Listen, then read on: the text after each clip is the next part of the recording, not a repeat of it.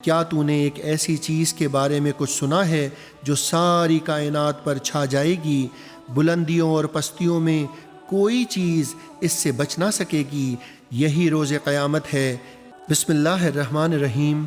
سورہ غاشیہ ترتیب کے اعتبار سے 88ویں سورت ہے۔ یہ مکی سورت ہے۔ اس میں 26 آیات ہیں۔ رسالت کے مکی دور میں سارا زور 3 باتوں کو ذہن نشین کرانے پر دیا گیا، جو کہ توحید، رسالت اور آخرت ہیں۔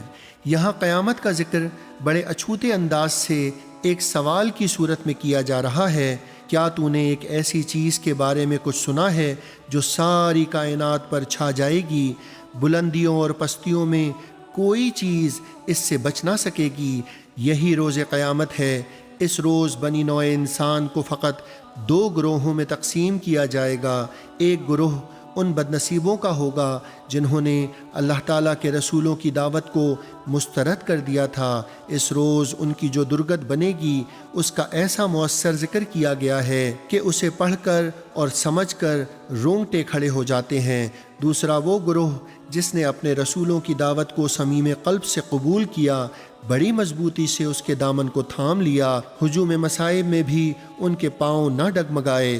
اس روز ان کی جس طرح عزت افزائی کی جائے گی اس کا روح پرور نقشہ کھینچ دیا گیا ہے۔ اس تذکرے کے بعد اب اہل عرب کو دعوت دی جا رہی ہے کہ اگر اللہ تعالیٰ کی وحدانیت اور اس کے علم و حکمت پر اب بھی وہ ایمان نہیں لائے تو ذرا ان 4 چیزوں کی تخلیق پر غور کریں جس کا مشاہدہ وہ ہر وقت کرتے رہتے ہیں۔ ذرا اونٹ کی طرف دیکھو جو بے آب وسیع ریگستانوں کو عبور کرتا ہے، اس کے باوجود نہ وہ طول سفر سے تھکتا ہے، نہ پیاس کی شدت اسے درماندہ کرتی ہے۔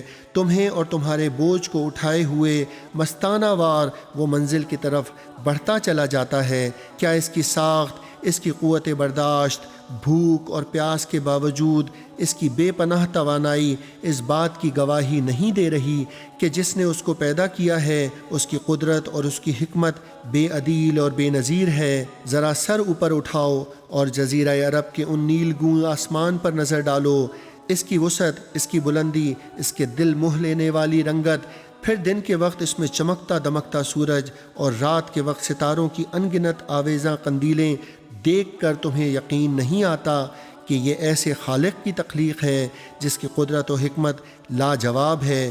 یہ سلسلہ کوہ جو تمہیں ہر طرف پھیلا ہوا نظر آتا ہے، اس کے پتھر اور اس کی چٹانیں، اس کی اونچی چوٹیاں اور پست وادیاں جو افادیت رکھتی ہیں، کیا تم اس سے انکار کر سکتے ہو؟ یہ فرش زمیں جو حد نگاہ تک پھیلا ہوا ہے، جو اپنی تہوں میں تمہارے لیے بے شمار خزانے سمیٹے ہوئے ہے، کیا تمہیں غور و فکر کی دعوت نہیں دے رہے؟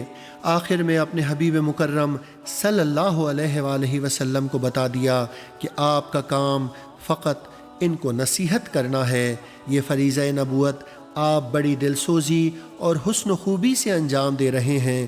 اگر وہ ایمان نہیں لاتے تو آپ اس پر دلگیر نہ ہوں، اللہ تعالیٰ ان ناپکاروں سے خود نمٹ لے گا۔